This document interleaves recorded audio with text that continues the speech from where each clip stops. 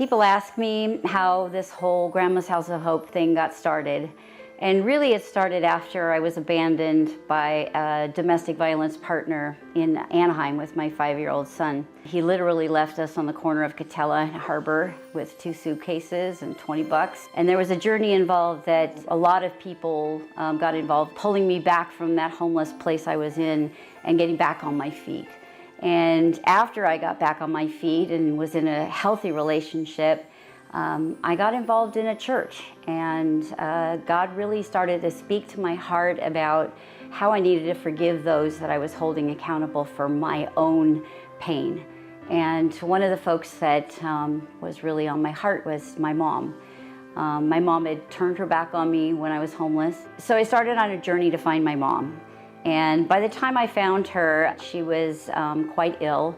She had succumbed to early onset Alzheimer's disease, and she was in a skilled nursing facility all the way out in Simi Valley. And literally, when we walked into that nursing home the first time, my mom was curled up in a fetal position at 62 years old, eating out of a G-tube coming out of her stomach. And I remember going home that night to my saint of a husband who was involved in my personal rescue and asking him, "Pat, can I bring my mom home and take care of her?" And he didn't even blink an eye. He said, "Absolutely, Janae, bring her home." So within 6 weeks, we had my mom home living with us. And 6 weeks after that, it was Thanksgiving.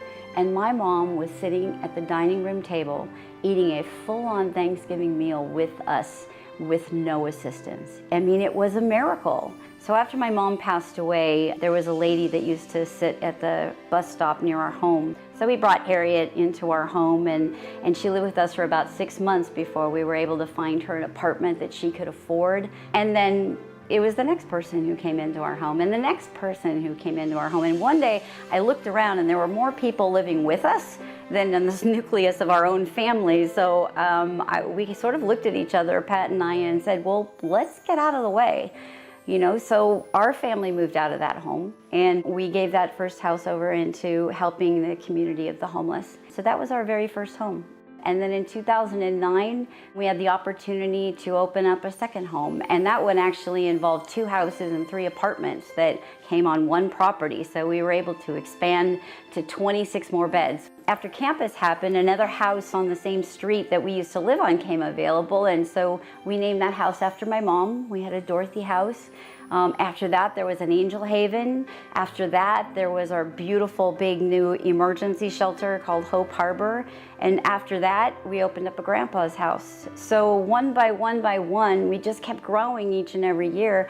And from 2007 to 2017, we went from 10 beds to 120 beds serving the homeless. Another one of our programs that's super important to me is Nana's Kids, because I remember what it was like to be a single mom renting a motel room for the night and not having enough money left over to pay for a meal for my son. And so just out of a family project, we started to pack 10 bags of food once a week as a family and take it to a nearby motel for the kids that live there. And that program became one of our offshoots for Grandma's House of Hope when we became a nonprofit.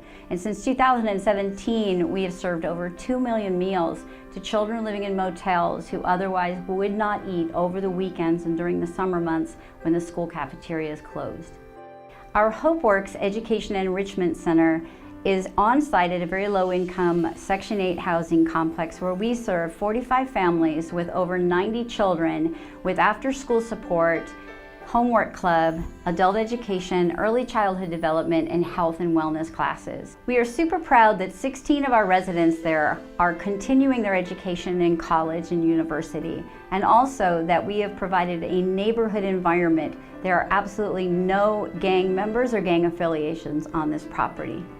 I felt a real calling to the homeless community. I realized how vulnerable women on their own were when they were on the street. Because women with kids and families seem to get into other programs. You didn't see a lot of mothers with children on the street, but the single women out there, their only answer to their future would be to attach themselves to a man who was awful to her, who made her go out and do things for him so that he didn't have to do anything to support himself.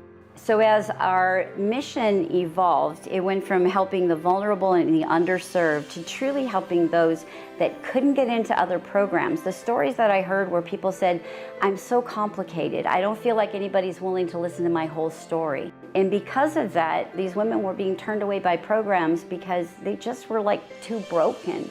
But at Grandma's House of Hope, we really believe in taking those stories apart. So we take more time with the ladies that we serve. We do it deliberately, and we believe in not giving up on anybody at Grandma's House of Hope. And each and every one of the beautiful people that have walked through our door has been its own special, significant story. Everybody that's come through that door has felt love and compassion and hope and healing. And I just can't wait to see what the future brings Grandma's House of Hope in the next decade.